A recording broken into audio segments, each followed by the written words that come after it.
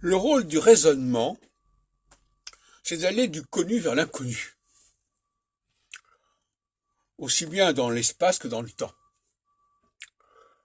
Par conséquent, celui qui n'est pas capable de raisonner est condamné à la stagnation, au statu quo.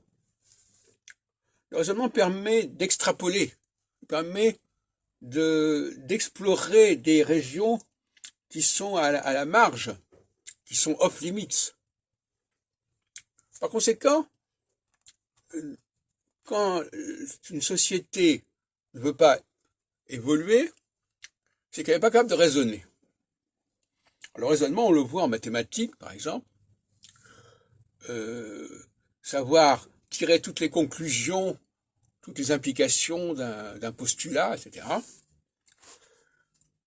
Savoir corriger les erreurs, parce que le raisonnement permet de dire, mais ça, c'est pas possible, ça ne peut pas être comme ça au départ. Il y a eu un dysfonctionnement.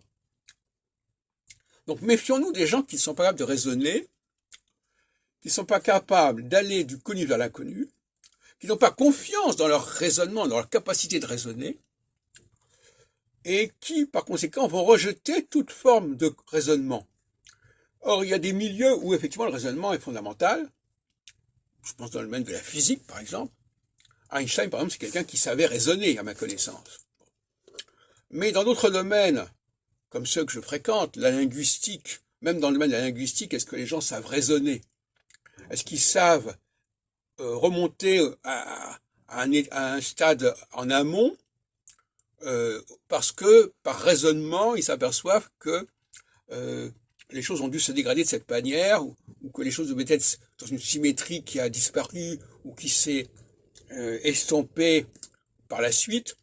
Le raisonnement, c'est la clé qui permet d'avancer, qui permet de prévoir.